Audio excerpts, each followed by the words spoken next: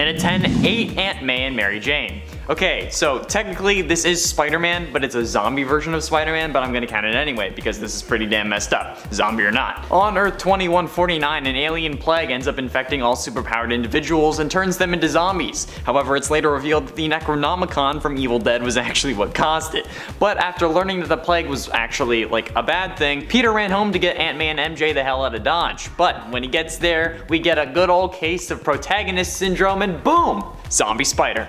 He ends up becoming a zombie and eats the two most important people in his life. He also had a fractured jaw before becoming a zombie, so I'm sure you can imagine that this isn't a pretty sight, even by zombie standards. It may not be RP, but it was a version of Spider-Man, so it's fine. And at 9, Anna Marconi. Speaking of a version of Spider-Man, let's discuss the superior Spider-Man and his fascination with Anna Marconi. Superior Spider-Man is actually Otto Octavius, who prior to the Superior Spider-Man storyline had brain swapped with Peter, yet a piece of Peter still remained in his own body, which convinced Otto to end up becoming a hero, albeit a darker one.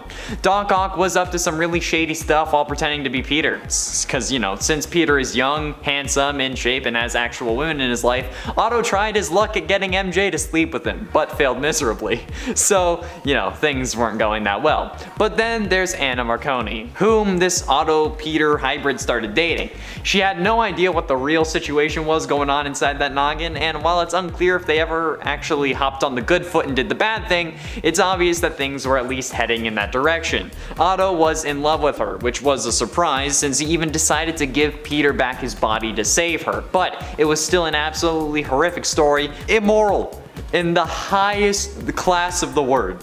It's creepy as hell and it makes me rethink all relationships. And Innate interfered with surgery. In the same series as the Anna Marconi situation, the small bit of Peter that was left in his body was trying to regain control, for obvious reasons, because you know, a super villain was piloting his bone mech with meat armor. This small bit of Peter though was at times able to interfere or even control Otto temporarily. One of these moments came in Superior Spider-Man number 8, where there was a device that was capable of wiping Pete from Otto's brain, but to get it he had to perform surgery on a little girl. However, Peter didn't think that Otto could do it, so he tries to stop Otto from even performing the surgery, while he has his Spider-Man mask on, may I add, and an additional face mask, so if evil Spider-Man can do it, so can you. Even still, trying to prevent the surgery to save a little girl's life is a pretty low moment for the Barnacle, even if it was filled with good intentions. Kind of. Those only power crystals, you know.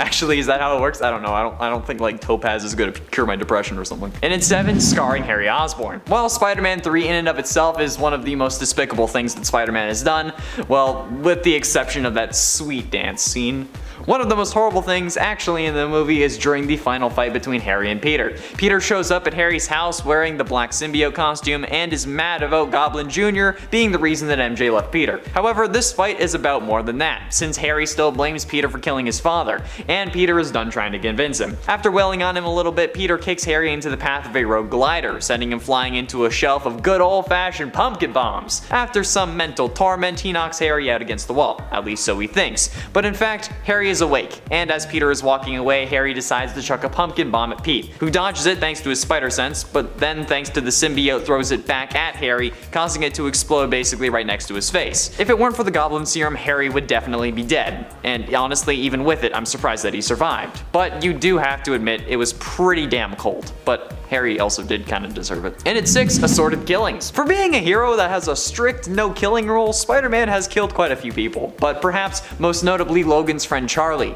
in the graphic novel Spider-Man vs. Wolverine from 1987. The plot of this is that both Wolverine and Spidey end up in Berlin for their own reasons, and as the title suggests, Wolverine and Spider-Man end up fighting each other, in a graveyard to be exact. The fight is actually a good one, with Spidey even having the mindset to kill Wolverine because Logan might kill him first. They don't know each other that well at this point. The fight ends only when a helicopter of bad guys shows up looking for Logan's friend Charlie. Wolverine wanted to help his friend stop killing, but now since this helicopter showed up, Wolverine wants to kill her quick, since, you know, they aren't going to. Which he doesn't actually have to do because Spider-Man does. After Charlie intentionally sets off his spider sense and gets a super-powered spider punch to the face, killing her instantly. Halfway through into number 5, kissed Gwens Daughter. After learning that your father isn't actually your father, but rather your mother's ex who she cheated on with his worst enemy, what do you think you would do? Also, you're aging more rapidly because your real father has some form of goblin serum in his system that somehow passed on to you, but you only age up physically, so you're mentally 10 with the body of an adult. yeah, you may want to skip this number. Since Pete and Sarah end up getting closer after fighting off dealers in Paris, but this was made even worse when they're in Paris without MJ, who Peter didn't bring for whatever reason. The thing is though, Peter thinks that this is entirely platonic. This just goes to show you that if your partner thinks that someone's trying to get with you, you should listen. Because lo and behold, Sarah ends up planting one on her almost dad, just as MJ shows up for a surprise visit. And I think the name of the storyline, Sins Remembered, is way too fitting and is definitely going to be seared into my brain now. God damn it. You thought that Gwen and Green Goblin was bad? Oh boy. Innate 4 sold his marriage. After siding with Tony in the events of the first Civil War, Spider-Man has to reveal his identity to the world in order to continue fighting crime. And you know, since now every supervillain on Earth knows how to get to Spider-Man, Kingpin ends up attacking Peter at his home. He dodges the bullets, but they end up hitting Aunt May instead, putting her in critical condition. This is the start of the One More Day storyline, probably the most universally hated Spider-Man run of all time. Since in order to save Aunt May, Peter talks to Mephisto and ends up selling his marriage to MJ in order to save his aunt. So their entire marriage will get erased so that he can have at least one more day with his aunt. Aside from living with the consequences of your actions, because you know, that's not what heroes do.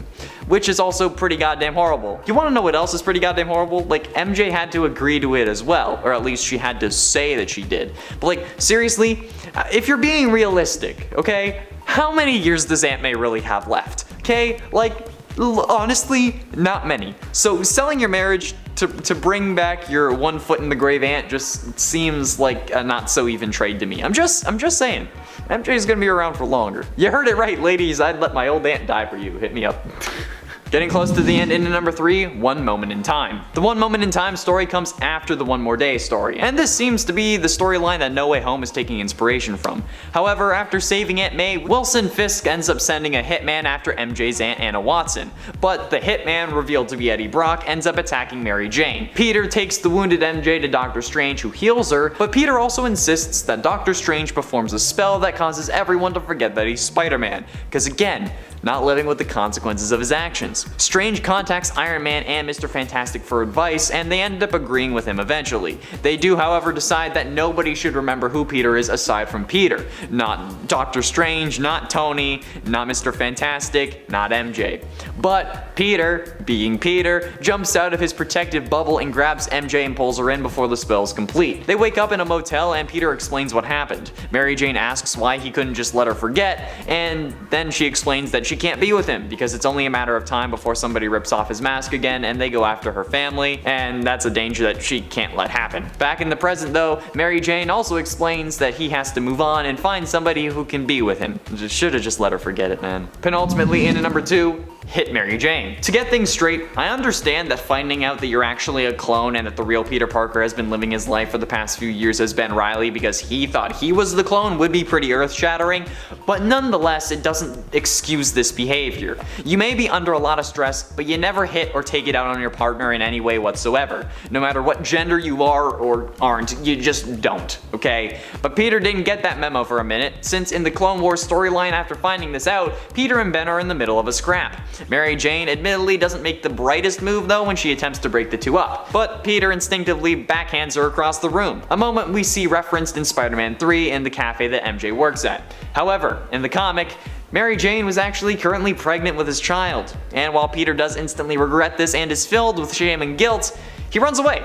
He doesn't check on his pregnant wife. He flees and joins up with Jackal, so yeah. Not the finest moment there, dude. Finally, into number 1, Killed Mary Jane. I know I say I hate talking about this, but honestly, if I have to suffer through this knowledge, so does everyone else. It's like my own way of being a supervillain. In the Spider-Man Reigns storyline, it's revealed that Mary Jane is dead, but it's also revealed later on why she's dead, since she was married to Peter, and as I've mentioned, did eventually want to have kids with him. The thing is though, a radioactive spider biting your hand does more to a man than lets him stick to walls and perform incredible acrobatics. It also fills that man with radiation, and anything else he feels also gets filled with radiation, if you catch my drift. Whether you're role-playing a lab experiment or not, that's what ended up happening after all, since Mary Jane ends up dying of cancer thanks to the radiation that Peter was packing in those swimmers.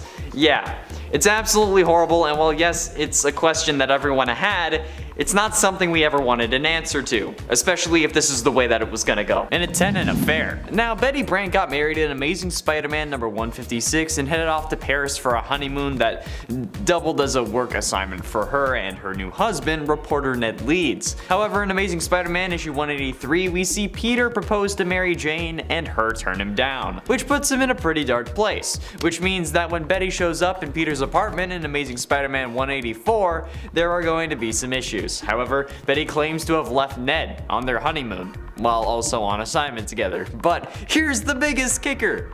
She never told Ned that she was leaving him, but she still intends on sparking a romantic relationship with Peter, which he ends up shutting her down in number 186, telling her that he can't be with her. But she doesn't take no for an answer, and in issue 187 makes her own move and just goes for the kiss, saying, "Shut up darling, just kiss me."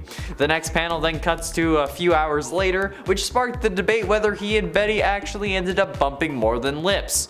And then Ned ends up threatening to kill Peter if he doesn't stay out of Betty's life. So, yeah. Innate 9 failed Gwen. There are multiple instances of Spider-Man failing Gwen Stacy, both in the comics and in the movies. The more recent moment being in Amazing Spider-Man 2 starring Andrew Garfield. In both instances, Gwen Stacy is killed thanks to the Green Goblin, although in the comics it was debated for ages whether or not Peter was to blame, since he could have been the reason her neck snapped. It was also debated whether or not she was dead before the plummet, but I think we can all agree that she fell for him. She fell head over heels. And this idea that it was Peter's fault was only added onto in The Amazing Spider-Man, since the only reason Gwen was there was because Peter couldn't stay away from her, because he didn't give his blood to Harry, and then because he was relying more on his webs than his physical ability as Spider-Man. But at least the Tobey Maguire version didn't end up having any issues with Gwen Stacy, right? Oh wait. Innate kissed Gwen. While the comic version and the second movie version ended up getting their Gwens killed, Tobey's version ended up saving his when she fell out of a building in Spider-Man 3. Doing this even earned him the key to the city. And while a lot of the bad things that Peter does in this movie can be written off as the symbiote, at this point, Peter hasn't gotten it yet. So, when at the ceremony, when he was going to get to the key to the city, he decided to go the extra mile and let Gwen kiss him while he was hanging upside down. That's entirely on him. Something that Mary Jane, his current girlfriend, who was also at the ceremony and knew his identity, didn't enjoy. Especially because firstly, that was like their kiss theme, because like it was the kiss that they had after he saved her in the first movie. And secondly, because she left J. Jonah Jameson's son at the altar for Peter, and then this man goes and kisses another girl right in front of her doing their thing. Yeah, that's a total move. That a horrible idea. As an empath, I know how MJ was feeling in that instance, but I really don't get why he thought that this was a good idea. Like, yeah, sure, the papers will love it, but that doesn't mean it's a good idea. You aren't even getting pictures of this to sell to JJ, so like, what's the point of pissing off your girl? Horrible move overall. Innate 7 almost killed Shocker. The 90s animated series for Spider-Man has a lot going for it. I love the series and have watched it many times. In fact, I'm watching it right now again. But the things this Peter did while using the symbiote suit are kind of messed up. For instance, JJJ ends up putting up a bounty on him for accusations of thievery. But when people start using sonic weapons, he ends up trying to blow them up. There is literally a line where he says, "My suit has cruise control, but your suits have backpacks that blow up when they get wet." Yeah, well, he then breaks a fire hydrant to shower them with water, which basically would have killed them if they didn't run away. He also almost killed Shocker during their battle at the church, just before Brock becomes Venom and Peter loses the symbiote. He saves him just in the nick of time, but it's certainly not a good look for a show that will really only say destroy and not kill. Like, the Punisher comes in and they say lethal force, and then that's it. And then like one episode, Spider-Man says that the Spot doesn't look like a killer, but that's the only time they have anything close to the word kill. I mean, like, I get it, like it was the 90s and they didn't really go that dark, but still. Innate 6, the Fairy. While attempting to stop a weapons deal, Spider-Man gets into a fight with a vulture that nearly destroys a ferry full of people in Spider-Man Homecoming. And while it was totally meant to be like the most innocent thing, it certainly wasn't a smart idea. Honestly, Spider-Man should have just thrown the weapon into the ocean as a way to stop it instead of webbing it onto onto the boat. But technically, I guess he didn't know what it could do, but it was also still firing on its own when no one was holding it, which should have been enough warning that this wouldn't end well. However, he webs an energy weapon to the ground and then it splits the ferry in half. He does his best to save it, but only ends up being 98% successful. Like, it was working until some dude gets a little too excited and starts clapping and breaking the webbing, which wouldn't really be Peter's fault. But then when the webs start to break, Pete just kind of like sits there and watches and doesn't really try to repair anything. He eventually jumps in to try to grab one web, but like plenty had broken before this, so he should have kept going. As soon as she said 98% successful, you go out and you do it again. Like, come on, bro. Halfway through into number 5, tried to kill Sandman. This is something from Spider-Man 3 that we could consider to be because of the symbiote. However, considering how Peter wanted to kill the guy he thought killed his uncle when he first got his powers, I don't think the symbiote has much to do with this instance of him wanting his uncle's killer dead either. Sure, he's a little more aggressive about it. Like, without the suit, he probably would have asked a couple questions first, but I think that ultimately the fact that he wanted his uncle's killer dead was the driving force behind this. I mean, like, the suit definitely made him like really go for it, but he wanted it. Obviously, he doesn't end up actually killing Marco, but he certainly thought he did. He was proud of it too, even telling Aunt May, who he won't even tell that he's Spider-Man to, despite not living at home anymore and her being attacked by enemies multiple times and then getting mad at him when he runs off because he has some Spider-Maning to do. He really only snaps out of it when Aunt May tells him that what Spider-Man did was pretty messed up. But like, I feel like she kind of like knew. Like, she was like, yeah, that's up, man. Spider-Man shouldn't have done that. Do you think that this version of Aunt May knew that he was Spider-Man, or do you think that she was oblivious? I don't know. Let me know in the comments. Innate 4, Broken Promise. Okay, spoiler alert for No Way Home, since I feel like I still need to give a warning about it, even though the movie was released last year. So for this and number 2, there's a Spider-Man No Way Home warning in effect. Okay, if you haven't seen it, go do that, because it's an amazing movie. But the ending had me wailing. So as we know in the climax of the movie, spoiler alert, at the Statue of Liberty, we see the multiverse crack open and everyone who ever knew that Spider-Man's name is Peter Parker is now coming through. So in an effort to stop this from happening, Peter tells Doctor Strange to cast a new spell, this time that makes everyone forget about Peter Parker, including Doctor Strange, his best friend, and his girlfriend. In this case being Ned and MJ, not Doctor Strange's best friend and girlfriend. Peter goes to say goodbye and tells his friends that he will find them and remind them of everything they've been through. MJ says that she loves him and then tells him to say it when he finds her after the spell. The spell is cast and then Peter just doesn't remind MJ and Ned because he thinks that they're safer without him. While this ending is perfect and sets up a new trilogy where the main complaint of him being Iron Boy Jr. is gone, it still breaks my heart. It's like this is like the same thing that happens at the end of my favorite book. So yeah, the Broken Promise thing, on my list for sure. Getting close to the end, and number 3, Threatened Kingpin. Spider-Man was in a weird place during the Civil War arc at Marvel Comics. After revealing his identity to the public, he was at odds with Tony Stark over the Superhuman Registration Act, which made Peter a wanted man. On the run, Peter, Aunt May, and MJ ended up hiding in a rundown motel while he was a fugitive. However, the Kingpin ended up hiring a hitman to put a hit on Spider-Man. It resulted in Aunt May accidentally being shot instead, leaving her critically injured. Peter would give her a blood transfusion, and while she was in a coma, he went after Wilson Fisk. Peter confronted the mob boss in a prison and gave him a fate worse than death. He defeated him in front of everyone. Peter beat the absolute living snot out of Kingpin, like absolutely to a pulp, but refused to kill him at the moment because he realized that a supervillain living with everyone knowing he can be beaten, especially Kingpin, was better than ending his life. But also mentioned that if Aunt May did die from this, he would come back and fill his lungs with webbing and watch him suffocate, which is incredibly dark, but also kind of makes sense. I'm surprised he didn't say something like, I will pull your face off your body by just not stopping the sticking of my hand to your bald head. But hey, I guess that's just my thinking. That's what I would do. Penultimately, in number 2, Bitter. Again, another spoiler warning for Spider-Man No Way Home. However, this time around, it isn't about the MCU Peter Parker, rather Andrew Garfield's Spider-Man. Thanks to the multiverse and the return of the Amazing Spider-Man actor, we got to see how Andrew's Spider-Man went on after the death of Gwen Stacy. And while the writers wanted to focus on Tom's Spider-Man rather than the other two, and not let them steal the show, which the actors agreed to, we still got some more story about where Andrew and Tobey went after their series completed. One such reveal was that Andrew's Peter stopped pulling his punches and got bitter. Heaven heavily implying that his Spider-Man ended up killing someone, be it intentional or not, which some have also linked to the Morbius trailer, since there is graffiti in one of the scenes with the word murderer spray painted over Sam Raimi's Spider-Man suit. However, that pose is also from a loading screen in Spider-Man PS4, so it's safe to assume that it's just a placeholder for the actual movie, potentially to prevent any spoiler about what happened to the Spideys after their movies concluded. Do you want to see an Amazing Spider-Man 3 where like he fights Venom or something? I don't know, let me know down below, I kinda do. And finally, into number 1, Spider Carnage. Spider Carnage isn't just the Spider-Man villain, he's actually an alternate version of Spider-Man.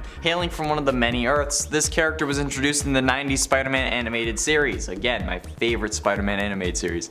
This Peter's life was actually very similar to the main Spider-Man, except his version also lost Aunt May and developed a resentment for humanity. And then he had to deal with a clone, which definitely sucked. Until he and the clone learned that they didn't know who was actually the clone. Cause like, you know, the one going by Ben Reilly could have actually been the real Peter Parker. And this broke this version of Peter, who was actually still Peter. A Carnage symbiote from another universe actually ended up sensing this hatred and resentment for humanity, and through a portal created by Jonathan Ohm, it bonded with Peter, driving him even more insane, and then starting to call himself Spider Carnage. From my understanding, this character hasn't been seen since that final episode, but I still want him to like come back in some aspect because this is so messed up but so good. Please, like add this character to the MCU or let Andrew Garfield fight a version of the Carnage symbiote and then create Spider Carnage or fight off Spider Carnage or something, please. He wanted to fight an alien, so can we please do that? Please. Also, where's the pop figure? They came out with 90s Spider-Man pop figures, but not Spider Carnage? What the hell? Coming in at number 10, we have the disfigurement of the tragic villain known only as Bootface. Batman is infamous for having a strict rule against killing any of the henchmen or villains he often fights against, but that doesn't stop him from doing some major damage, and no one shows that off clearer than Bootface. A former criminal who made the extremely unfortunate choice to try and attack Batman with a flamethrower, Bootface was permanently scarred when his flamethrower malfunctioned, and Batman kicked him in the face during the fire,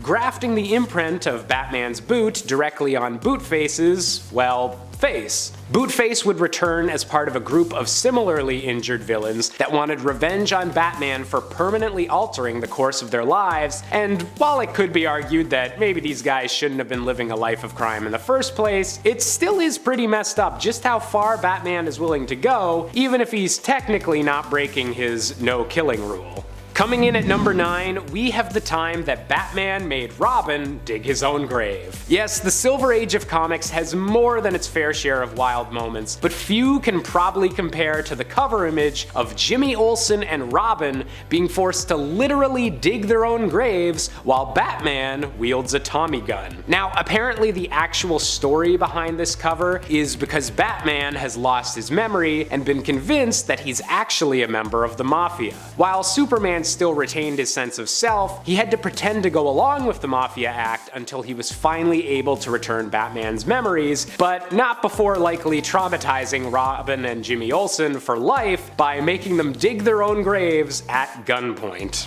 Coming in at number 8, we have the time that Batman launched a villain into space. Once again, Batman's no-killing rule was placed under a bit of stress when Batman Incorporated's Japanese division found itself under attack by the immortal supervillain Lord Deathman, a bad guy that was even able to resurrect himself from having his corpse thrown into a literal volcano. Outraged at the destruction that Deathman had caused, Batman's solution was a fate even worse than death, locking the villain within an unbreakable safe and then launching that safe into the darkness of outer space. Sure, the bad guy's not gonna die, but trapped in a small box floating endlessly for the rest of eternity? That's a bit of a yikes punishment, Batman. Coming in at number 7, we have Batman deciding to resurrect the Joker. Batman's always been in a weird moral place with how often he's let the Joker live, and the question of how many people have died because Batman refused to end his archenemy's life is an often asked one. But when the Joker was betrayed by Ra's al Ghul and left to bleed out, Batman made the hasty decision to save his nemesis with the power of the resurrecting Lazarus pits. And while resurrecting the Joker did allow Batman to stop Ra's al Ghul's bioweapon from being unleashed, the Joker soon returned to his evil and crazy ways, leaving Batman potentially to blame for any further death and destruction the Joker might cause.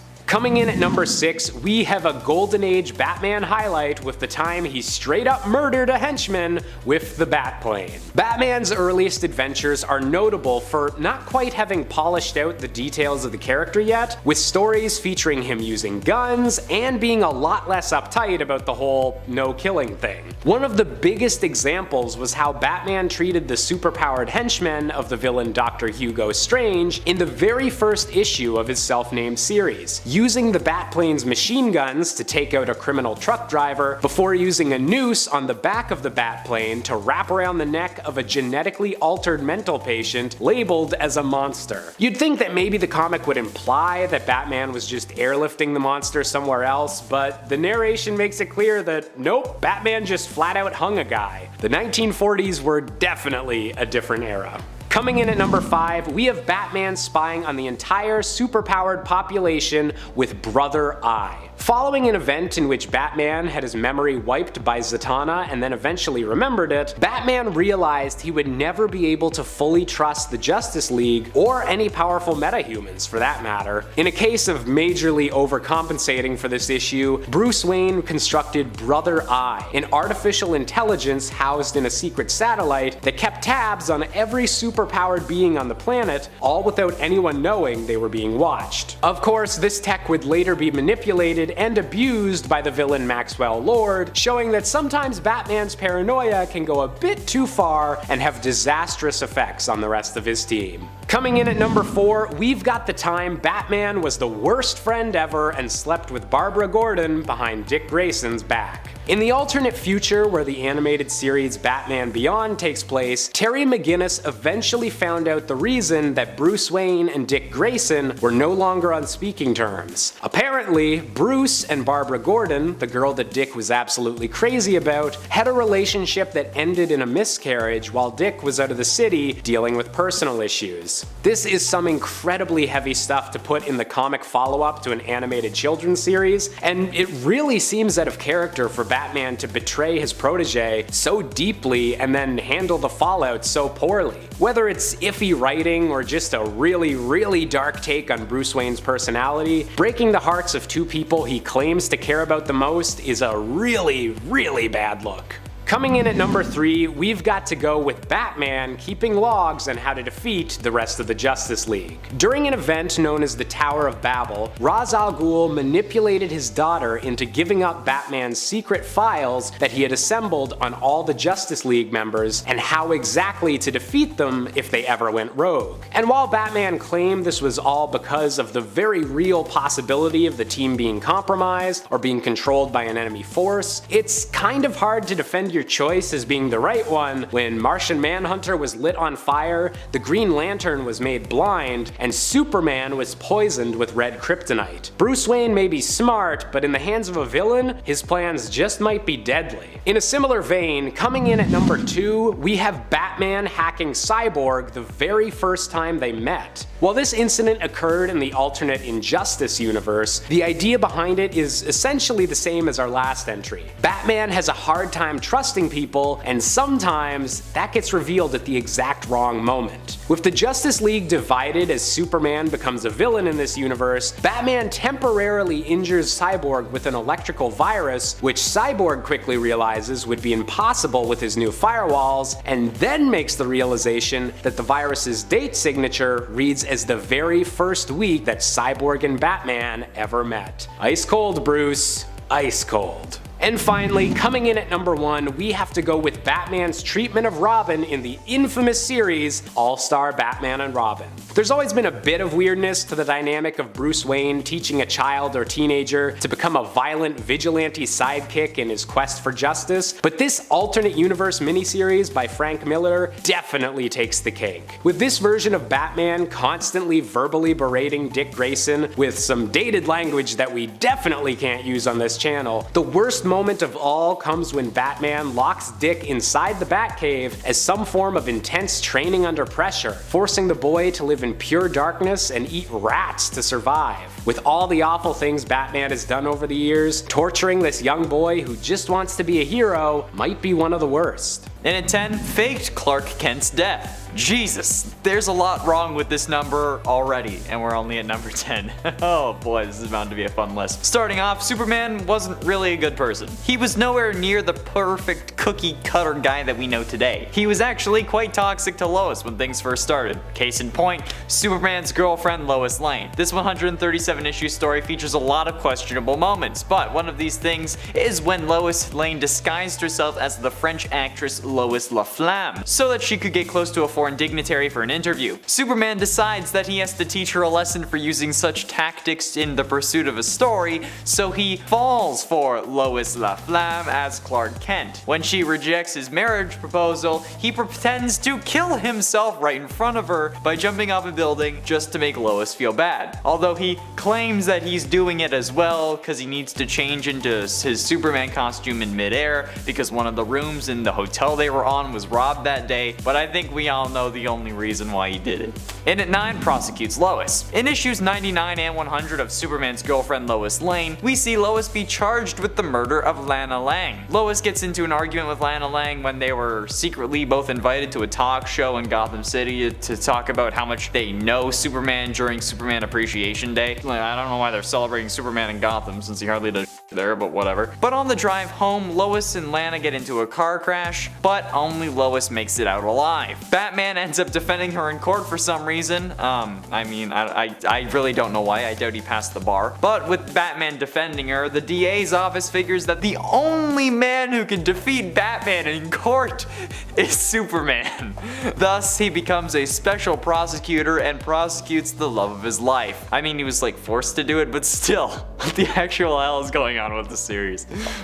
And at 8, killed Lois. While the classic "Oh, Superman killed Lois" scene is typically pulled from the Injustice series, where Supes is tricked into killing that Lois and their unborn son by thinking they're actually Doomsday thanks to a special breed of Joker gas, I'd rather talk about the other time Lois gets killed because of Superman. By getting her pregnant. Yeah, that's right. You thought Spider-Man was the only one who had issues getting women pregnant with his radioactive swimmers? Well, the Man of Steel and the Woman of Kleenex are certainly not as good a match as some may think, considering how in Adventures of Superman Annual number 3, Lois gets pregnant and is then killed by the baby after getting a superpowered Kryptonian kick from inside the womb. Or at the very least a future version of her does, which either way is still messed up as hell. Even if you didn't think it would happen, I mean, like, you kinda need to expect something like that. To be fair, the baby had also not really been exposed to the sun directly, so maybe he shouldn't have had powers to begin with, but I mean, like, couldn't they just have kept Lois in like a chamber with a red sun or something? I mean, I don't know, there were ways to avoid it.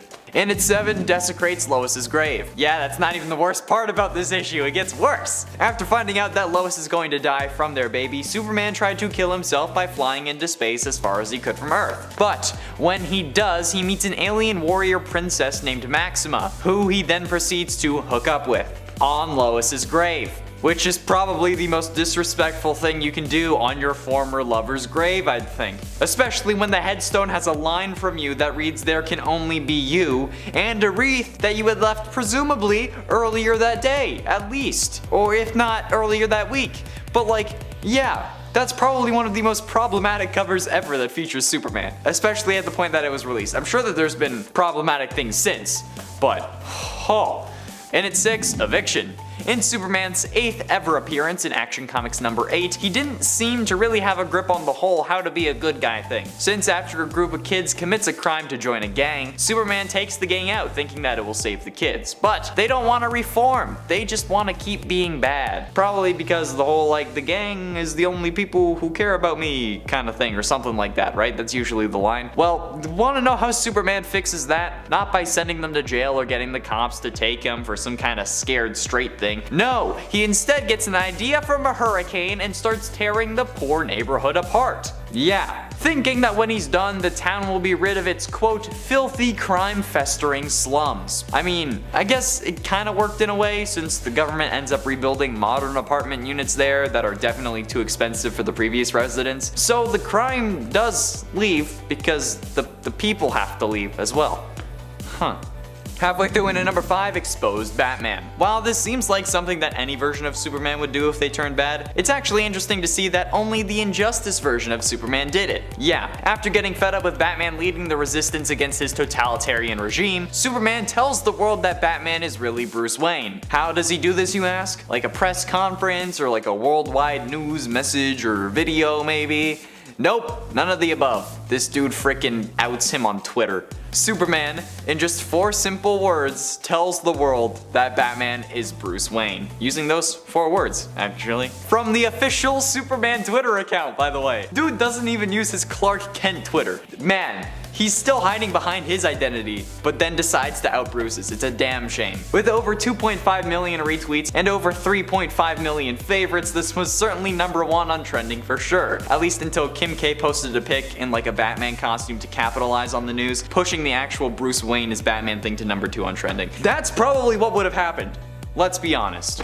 In it for World War II propaganda. When World War II was ongoing, a load of the population turned to superheroes to provide hope. This is where we got Captain America and more. But this also turned Superman into the noble American hero that we know him for today. However, that caused him to be a little more on the prejudice side of things in his material. It was mostly to encourage able-bodied men to enlist and others to buy war bonds to fund their soldiers. But my question is, why did you have to lean so hard into the whole race thing? Really, DC? Like, Superman was literally printing posters that said things like, Superman says you can slap a Japanese soldier with war bonds and stamps, with a very stereotypical drawing on them as well as some offensive slurs. So yeah, that's pretty messed up. They also did this to avoid having Superman just like straight up end the war, because like, let's be honest, if he was fighting, there would be no war. They came up with various excuses for it too, like Clark Kent accidentally using his X-ray vision to read the wrong eye chart while trying to enlist, resulting in him being rejected.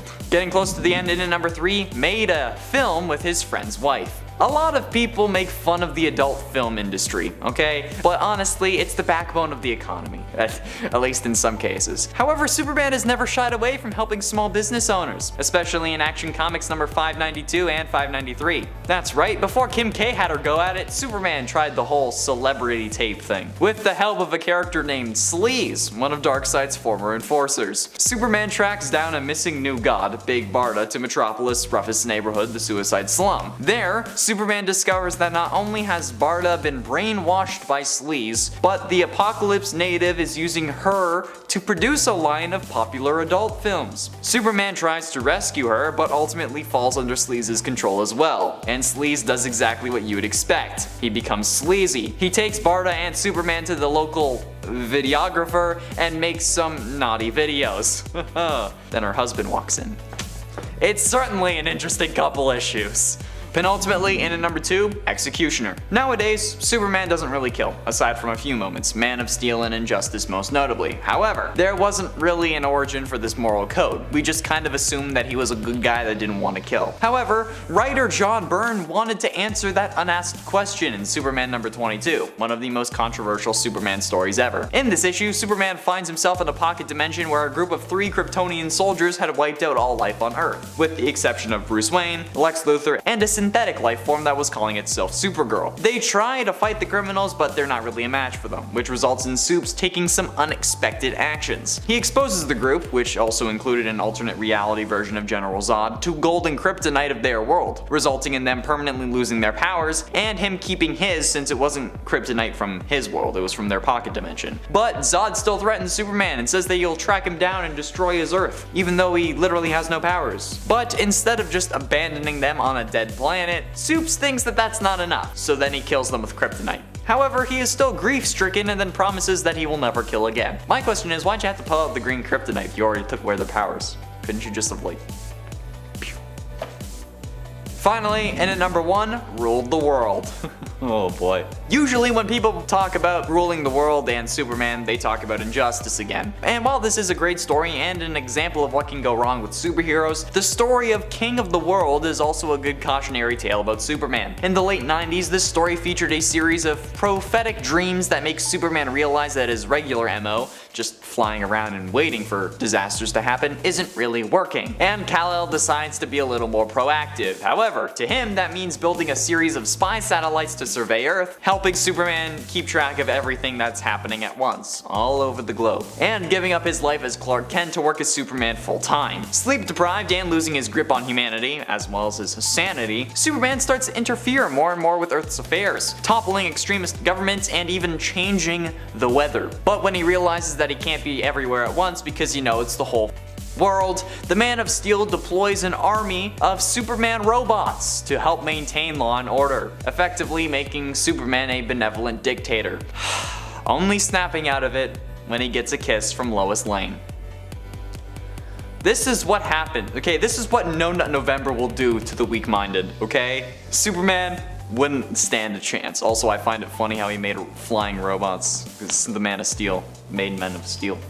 Number 10. Killed his lover's brother. I mean, granted, his lover Clara Creed's brother Saul did set him up to be recaptured by Mr. Sinister. And yes, I did say Creed. This was established in the comic Origins number 2. It was here that we learned that Clara, Victor Creed's sister, was once the lover of Wolverine. Saul became jealous of Wolverine's close relationship with his sister, and so he decided to sell him out to Sinister. Well, him and her. Clara was seemingly killed by Essex, but recovered due to her healing factor, and Wolverine later realized the truth, that Saul was the one who had sold them out. In a fit of rage, he drowned Saul Creed in a vat of liquid in Sinister's lair. The same liquid that Essex planned to use on Logan to wipe his mind clean. Despite the fact that Saul was not really a great person, Wolverine still did not need to kill him here, and continued to drown him even as Clara begged Logan to stop hurting her brother. Wolverine killing Saul was also what would be explained as the reason why Sabretooth visits him every year on his birthday to torment him and fight him. That was what Victor used to do apparently to his little brother Saul every year. Because Victor could no longer punish Saul, he instead decided to punish the man who took his little brother away from him. It's like a weird, I loved my brother because I loved beating him up. Number 9. Didn't lift a finger to save a kid. Later on, when a very young prisoner of war was about to be shot upon his release by the rebel faction that Wolverine was working with, Logan did not do anything to stop it. Granted, he did figure that Eric, who had agreed to take care of that prisoner, Jamie, would do the right thing. Jamie was seemingly freed by his captors, but this was all to give him one last moment of joy before they took his life. They were like, yeah, you can go free, and then they're like, now we'll shoot him. Fortunately, while Eric took on the burden of killing Jamie, he actually did this so that he would be sure that the boy would truly go free, pretending to have missed the shot, allowing young Jamie to escape. Eric, by the way, is also the well-known author George Orwell, which is his pen name. This is a gloriously weird story that this point comes from, as evident by the fact that, yeah, George Orwell is in the story. This act, or lack thereof, comes to us from issue 36 of the 1988 Wolverine series. And friends, before we move on to this next spot, if you are loving this list and you want more lists about Wolverine, I love talking about Wolverine, so be sure to let us know by giving this video a thumbs up. More mutant lists. Wah! Number 8. Killed a newly powered mutant. The newly powered mutant in question doesn't even have a name and is a high school kid. This of course all went down in the Ultimate Universe, which is a much harsher and gritty world by comparison to the Earth of 616. Still, Wolverine kills the kid who had just learned he is a mutant because it had been deemed that that kid is too dangerous. His powers allow him to basically vaporize people in his vicinity, and you get to see it happen in this issue as well, and I will say it's pretty brutal. It's like he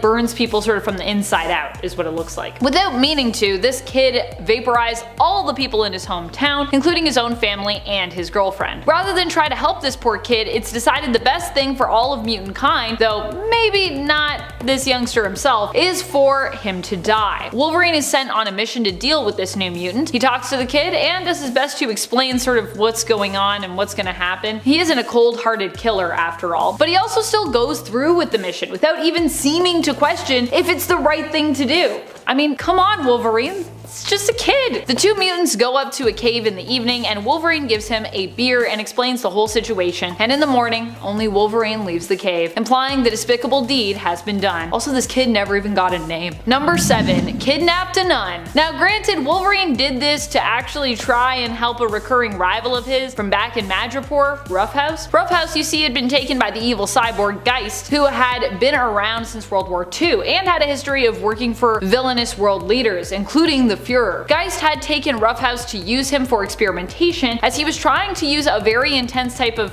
cocaine to turn Roughhouse into a hero for the nation of Terra Verde, and more specifically its militaristic and villainous ruler at the time, President Caradid. However, the cocaine had some alarming side effects, and that's why Wolverine kidnapped the nun. She was a healer known as Sister Salvation, who was actually once the wife of the president before seeing the sins of her lifestyle and her husband and renouncing her marriage and becoming a nun as a result. Sister Salvation was the only one who could calm Roughhouse's unbridled rage and heal his disfigurement, symptoms of the cocaine. It's actually even implied that Sister Salvation may have been a mutant this whole time. But anyways, so even though she had done nothing wrong, Wolverine took her with them by force, so that Sister Salvation could help keep Roughhouse in check. This all went down in issues 20 to 21 of the 1988 series of Wolverine. Also, I love this entire story, so you should go read it. It's good. Number 6. Killed Hank Pym. Of course, he had a pretty good reason to do so, and this wasn't actually main continuity Hank Pym. This was a Hank Pym from a time when Wolverine had time traveled back to in order to prevent the creation of Ultron to begin with, killing Hank of Earth 26111 before he could bring Ultron into existence. Time travel. Unfortunately, although he had good intentions here, Wolverine actually made everything even worse by doing this, and while the disaster that was Ultron was avoided, worse ones quickly popped up in his place. Enter Morgan Le Fay's magics versus Tony Stark's science. This all went down in the Age of Ultron series, with Wolverine killing Hank in issue number 6, with the aftermath spilling out into the following issues. Also, this is just another reason to just be like, hey, don't do time travel. It usually doesn't work out. Just don't do it. If you're like, maybe I'll time travel to fix everything. No, I've read too many comics about this, I've seen too many movies, it's gonna be a bad idea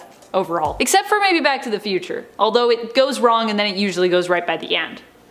Comedies. Number 5. Killed his childhood sweetheart. Now granted, Wolverine didn't mean to kill Rose, it just kinda happened, but he still did it. Rose was Logan's childhood friend and sweetheart back when he was known as James Howlett. When James left his family home, which was tragically torn asunder, Rose went with him. Eventually, she was courted by a man who wanted to marry her, and she agreed, breaking young Wolvie's heart. Ouch. In the end, however, Logan was drawn back into a fight with his former friend / rival growing up, Dog. Dog had returned to kill Logan and seemingly also do harm to Rose, or take her with him, or some other terrible thing. The two got into a fight, and it came to the point where Logan was about to kill Dog. Not wanting Logan to be a murderer, Rose urged him to stop, heading towards him, and in the midst of a panicked crowd, tripping and stumbling as she rushed to his side and becoming impaled on his bone claws. How tragic. Even Logan was aware of how terrible this was. What's worse is it seemed like Rose the whole time actually had loved him. I mean, they were kind of pretending to be cousins at this point, so it was kind of a thing where they were like, maybe we both have feelings but we can't be together. Rose died and Logan lost his mind, turning feral under the weight of what he had done. This all went down in backstory series Wolverine: The Origin, with Rose's death happening in issue number 6. Number 4. Put moves on MJ. This one went down in the Ultimate Universe, but although it wasn't 616 Wolverine who was responsible, it was still a Wolverine. Just the Wolverine of Earth 1610 instead. In the Ultimate Universe, at one point, Wolverine and SpiderMan swap bodies. This all happens because,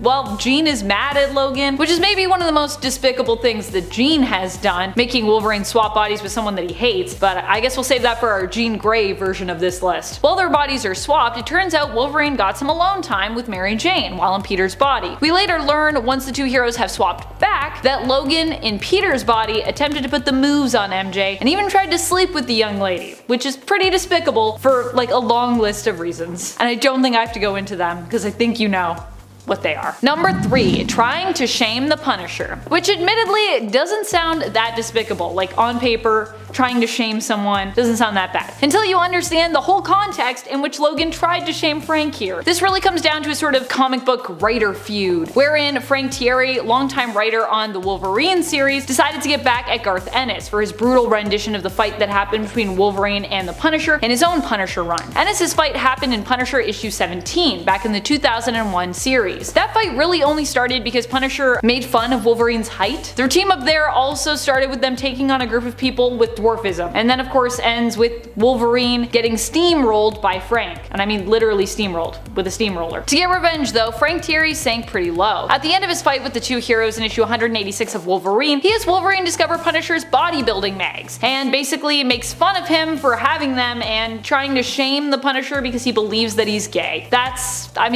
pretty awful. Now granted, Wolverine in the present day is a proud parent of Akihiro, aka Daken, his openly bisexual son. So obviously I don't think this writing reflects the modern day character, but like, yeesh, is a pretty bad. It was a weird time, friends. Number 2, drowned his own son in a puddle. Speaking of Akihiro, I mean exactly what I just said is really what happened here. Granted, like so many awful things that Wolverine has done on this list, this one also wasn't directly his fault. He and his son Daken, aka Akihiro, were manipulated by Sabretooth, which is what led to this moment. The most tragic element of this whole thing is that he knew what he was doing was wrong, and sadly just spent time reflecting on what his life could have been like with Daken if he had actually been able to grow up with his father around. They could have had a beautiful relationship instead of hating and wanting to kill one another. Wolverine thinks on this, imagining what their lives could have been like, all while drowning Daken in a puddle. If you want to see this heartbreaking horror show of this son versus dad battle, check out issue 34 of the first volume of Uncanny X-Force, which started in 2010. Also, I believe that's Rick Remender and Phil Noto, and you know I love Phil Noto, and also Remender's done some pretty cool stuff, so it's a good one, but a tragic one. Number 1, forgot about his kids, then killed them. Never mind.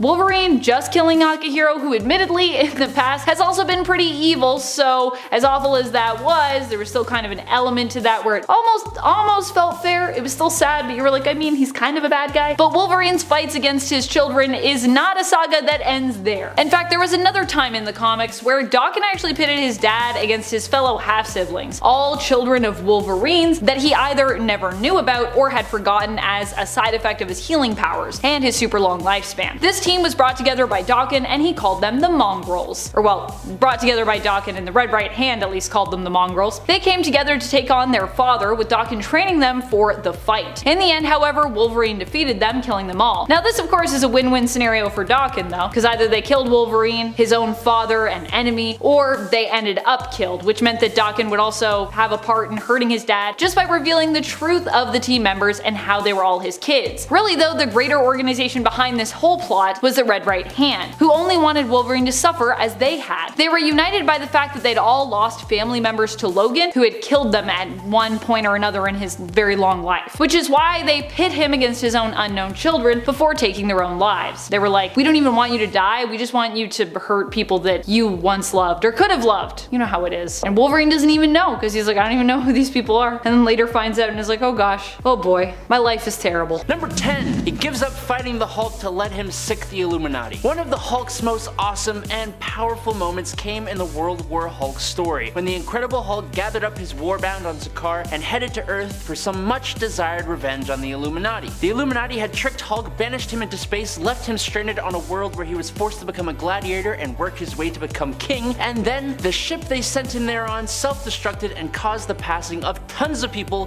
he cared about. So yes, the Illuminati deserved what was coming to them, but they still tried to put up a fight. When Hulk arrived on Earth more mad than he has ever been, there were only 2 people who ever had a chance of bringing him down. The first was the incredibly powerful Sentry, and the second was Ghost Rider. When Ghost Rider showed up and started fighting, the Hulk decided to try and squash him like a bug, quote unquote. Only problem was, now that he had knocked out Johnny Blaze, Zarathos was allowed to take a bit more control, and he attacked back with so much hellfire the two got to an almost stalemate. The not so bad thing that we're talking about though is when Zarathos, who only punishes the guilty, sees that Hulk is truly innocent in this situation. So he betrays the Illuminati and basically allows the Hulk to go ahead with his destruction. Honestly, kind of awesome. I wasn't even upset. Let's find some better examples. But before I do that, do you like anime as well as comics? Well, luckily for you, now we have a full channel completely dedicated to nerdy videos about specifically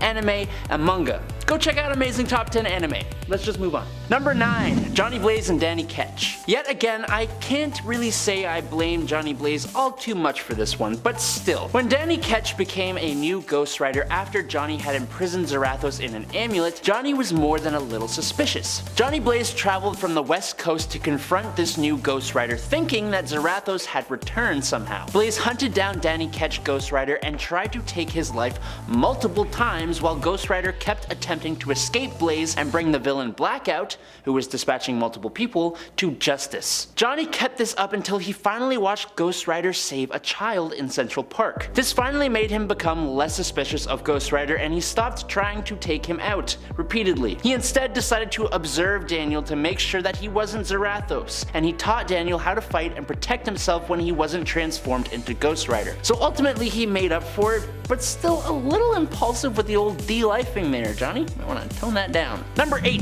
Alejandra Jones, Hellfire Exploded a Country. Alright, buckle up because this one involves Adam. Not me, like the biblical Adam. In Marvel Comics, Adam has devoted himself to one day eradicating sin from mankind, at any cost, even human souls. To that end, Adam took in orphan children and trained them within a Nicaraguan temple to make them perfect as hosts of the Ghost Rider. Now, with the Fear Itself event and the arrival of the Serpent, Adam decided this was a sign to make his move and offered to free Johnny Blaze from the Ghost Rider. Adam awakened the Seeker and had him pick the new Ghost Rider among those students that he was training. Alejandra Jones was the one chosen and was immediately sent to battle Scotty, who was one of the Serpent's avatars. Now when she came back, Adam demanded that she destroy the sin in the other orphans, which would leave them as husks. She obviously refused, but in return, Adam enslaved her. Now Johnny Blaze, realizing he made a boo-boo, journeyed to Nicaragua to stop them, but Adam turned Alejandra's power into a bomb that went off, taking away the sin from the Nicaraguans, turning them into mindless emotional shells of the individuals they once were. The only ones unaffected by this blast were Johnny and the Seeker. Basically, Alejandra was used to destroy the whole country of Nicaragua. Number 7, Beat Up Angel. So back in the Avengers Volume 1, issue number 214, Johnny Blaze and the Avengers come into conflict. Johnny was hanging out on some rocks in New Mexico, brooding and hating on the world for everyone who abandons him, when all of a sudden, Warren Worthington III comes zooming down the road in a Ferrari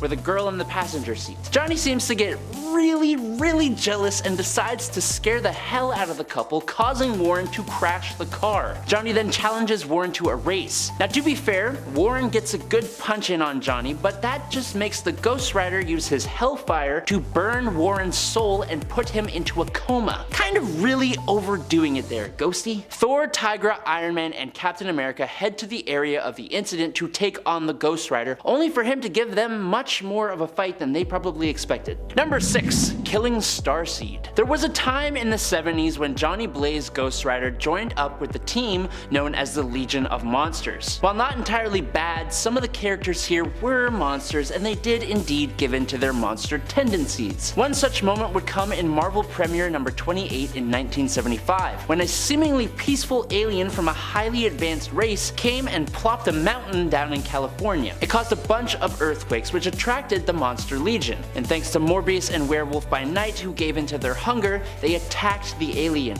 Now admittedly the Ghost Rider tried to intervene, but they still as a group caused the passing of Starseed, and he even helped them to get back their non-monstrous forms. So it was kind of rude. Number 5, Robbie and Eli. So this one's a little murky. Robbie Reyes is the current Ghost Rider and he's great. He's super interesting. His car is hella cool. I just find him to be a smidge bit more evil than his other counterparts, and that's because when Robbie Reyes becomes Ghost Rider, he is not a spirit of vengeance. Robbie is instead possessed by a ghost of a guy named Eli. Now it is revealed in all new Ghost Rider number 8 in 2014 that Eli was not a spirit of vengeance like Johnny Blaze's Zarathos, but instead Eli is Robbie's uncle and a satanic serial de-lifer who took the lives of and dismembered at least 37 97 people in rituals before he was finally taken out by the police in 1999. And he lived in the house that the Reyes brothers, Gabe and Robbie, took to living in. So while Robbie himself isn't necessarily a bad dude,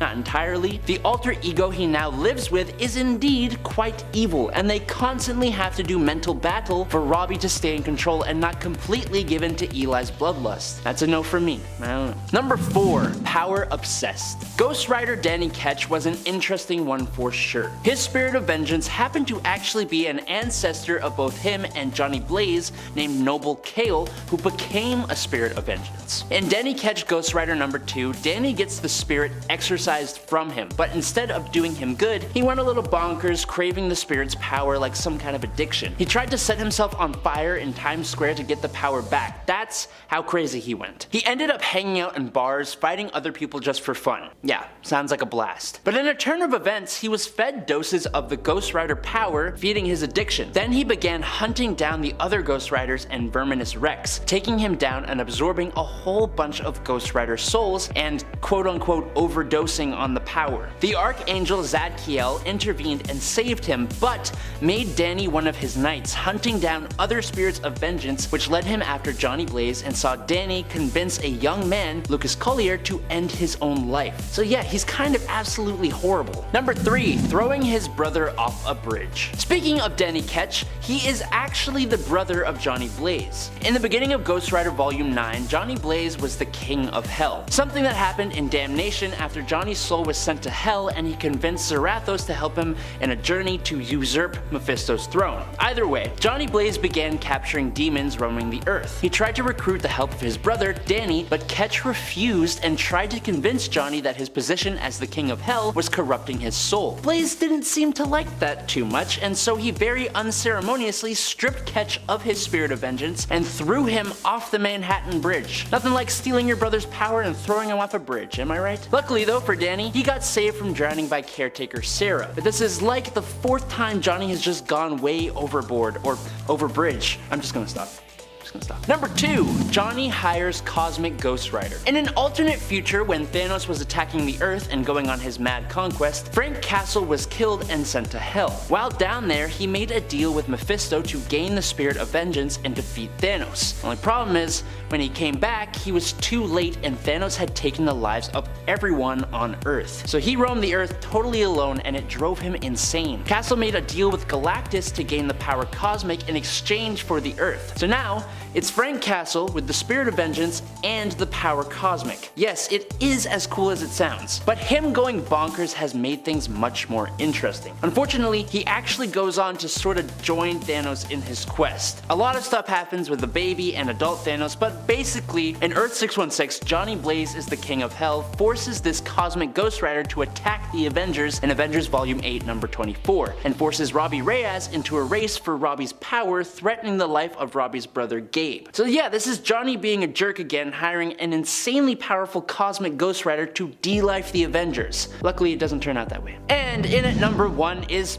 Cosmic Ghost Rider. But the question is, why would Johnny Blaze make Cosmic Ghost Rider go after the Avengers? And what's so wrong with that? Well, you see, Cosmic Ghost Rider in his quest against Thanos actually joined up with Thanos, like I said before. And then he went back in time to try and raise a baby Thanos to be a better Mad Titan, as in, like, less death obsessed. This brought him into direct conflict with an alternate Guardians of the Galaxy led by Cable. Now when the fight finally starts, Cosmic Ghost Rider is trying to shield baby Thanos from the violence, so he hands the baby over to Uatu the Watcher and starts going to town on these Guardians. The only problem is Cable keeps using his time traveling abilities to bring back more and more heroes to take on this Cosmic Ghost Rider. By my counting, the insane Frank Castle Cosmic Ghost Rider took the lives of about 41 different time-displaced superpowered beings, and when he was finally overwhelmed, he had failed completely because he was saved by the baby Thanos, who took out the remaining remaining heroes. And then a Punisher dressed Thanos from the future shows up calling Frank dad. I don't know, it's insane.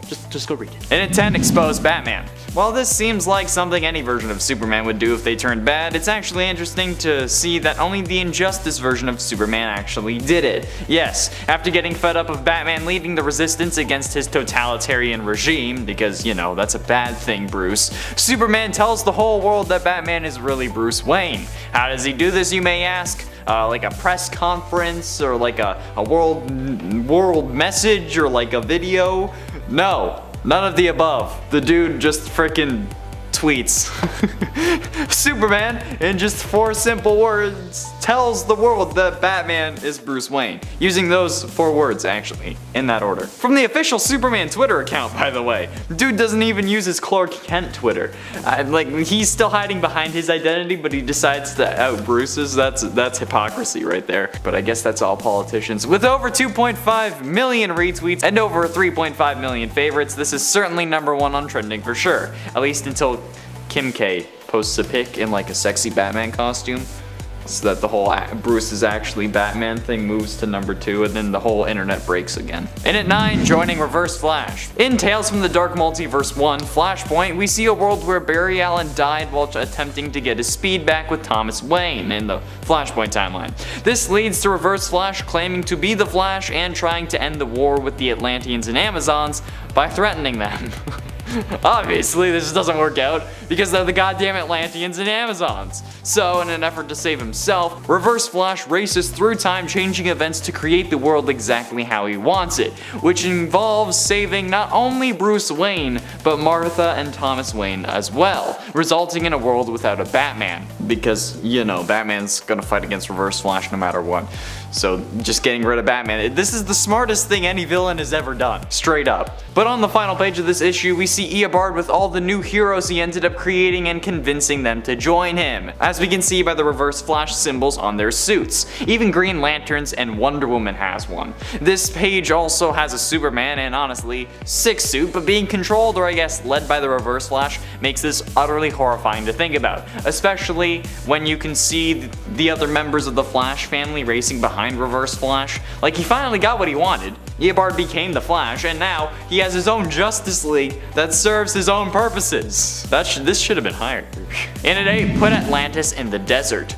Superman has his dark moments in Injustice. This especially includes Injustice Gods Among Us #12, written by Tom Taylor with art from Mike Miller and Tom Denerick. Injustice Gods Among Us 12 shows readers Aquaman unleashing Atlantean armies on coastal cities around the globe as a way to show Superman that, you know, it's not gonna happen. Atlantis will not be taken. Superman, of course, takes this as a threat, because of course he does, and you know, Batman knew this would happen. But Aquaman, being Aquaman, refuses to back down, and Superman decides to teach him a lesson. But rather than actually like attacking and probably killing Aquaman, Superman enlists the help of Wonder Woman and the Green Lantern to literally lift Atlantis from the ocean and set it down in the middle of the Sahara Desert, as far from water as he could possibly get on Earth. Honestly, he might as well just put them in space, although that would just be like direct murder and everyone would have gotten mad at that. But like, honestly, I don't think Superman is above that.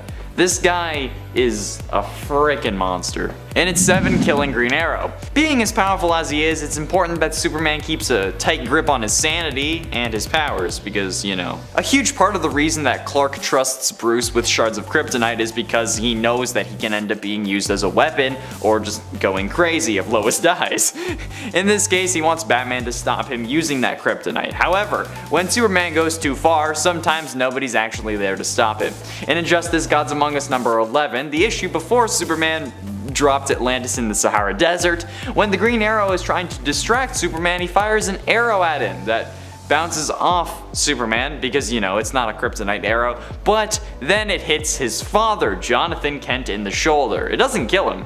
He's fine, he just got shot in the shoulder, but Superman gets so enraged at this that he flies at Green Arrow and immediately starts beating him to death in a furious rage. I mean, like, killing him would be one thing because he's Oliver Queen and he's like one of the sexiest men alive, but brutally beating him is something else entirely, especially with his mother yelling at him, begging for him to stop. Like, dude, listen to your mom, she knows best. eat your vegetables. And at 6, Batman's backup plan. At this point, it's pretty well known that Bruce Wayne kept files and tools to destroy each of the members of the Justice League if it was necessary. Though Clark, like I said, wants Batman to have this ability since he fears himself if he ends up getting manipulated or whatnot, like literally every time Brainiac shows up.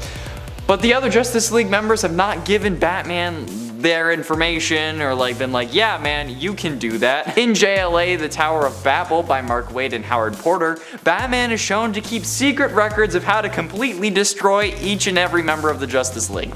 These records are then taken by Ra's al Ghul and used to decimate the League, proving an ultimate betrayal on the part of Bruce Wayne. Okay, I get it, I understand the desire to be prepared since, people in this universe seem to be turned by villains like Brainiac on a regular basis. But that's what Task Force X is for. That's why we have a whole game called Kill the Justice League. You don't need to have a super secret, this is how you kill all of us hard drive that just begs for every single villain to try and steal it.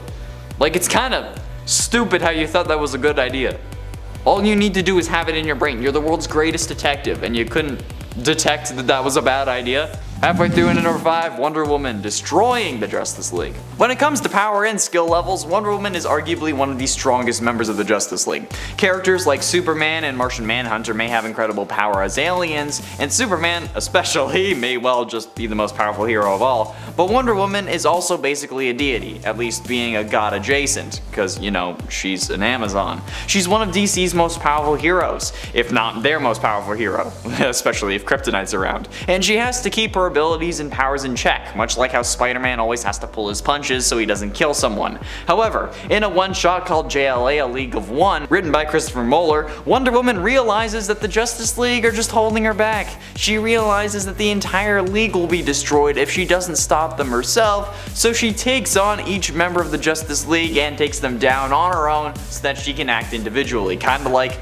a mini version of Marvel's Civil War but on a much smaller and less daunting scale. Though understandable, this is still an initial betrayal and a major hurt. Luckily for Wonder Woman, her team does forgive her because, she didn't actually kill them. Maybe she was just having a midlife crisis, we don't know. In at 4, Aquaman and Wonder Woman War. Ha, it rhymes. Ah, look at that, I managed to squeeze 2 Flashpoint numbers onto this list, hell yeah. I mean, they're different Flashpoints, but still.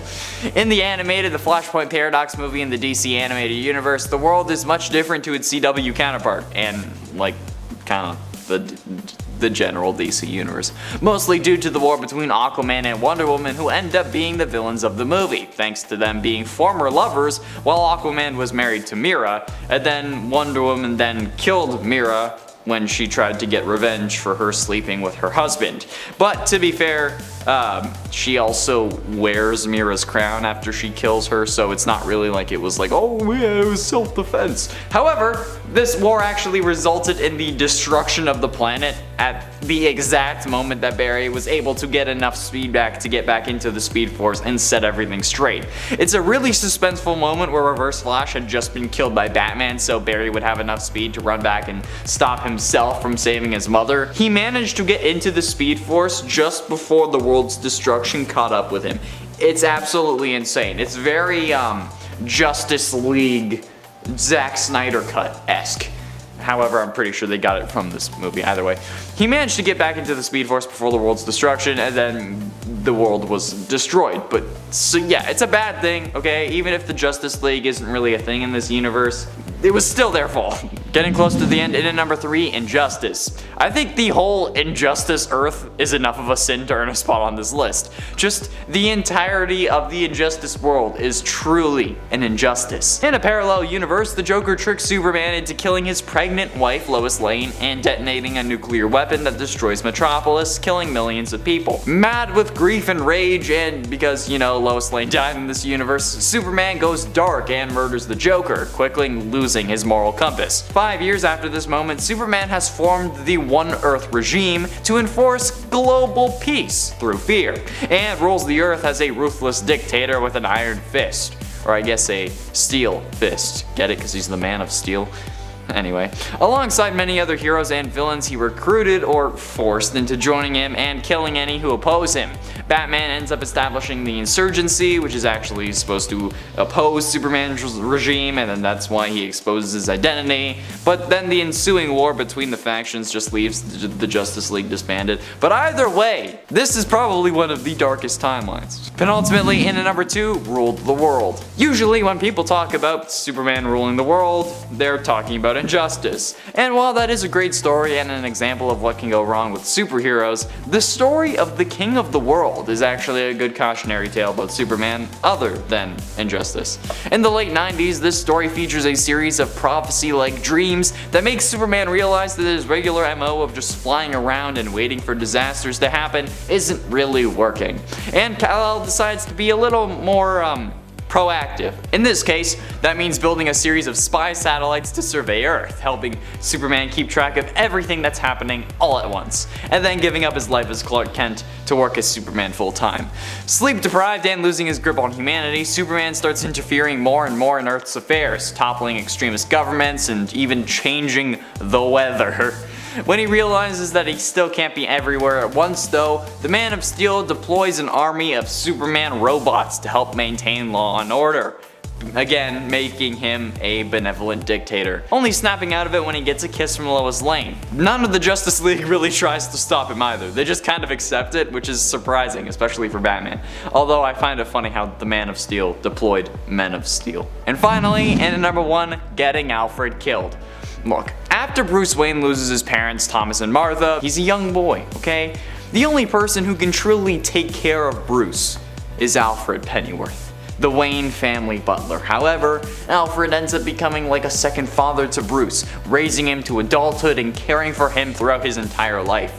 He also cares for Bruce's children, as a grandfather, and sometimes even more of a father than Bruce to them. Alfred is incredibly important to Bruce, and probably the only family that the man truly has left. But in Injustice Year 5, number 23, Alfred is spending his birthday alone at Wayne Manor. Unbeknownst to him, Superman has sent the supervillain Victor Zsasz to interrogate him, an altercation which will ultimately result in Alfred's death. I know it was the Injustice Earth, okay, and Supes is a horrible person there, but honestly, think about it. This is the worst thing that Superman, and by proxy his Injustice League, has ever done. Because Alfred is the purest character in all of DC Comics.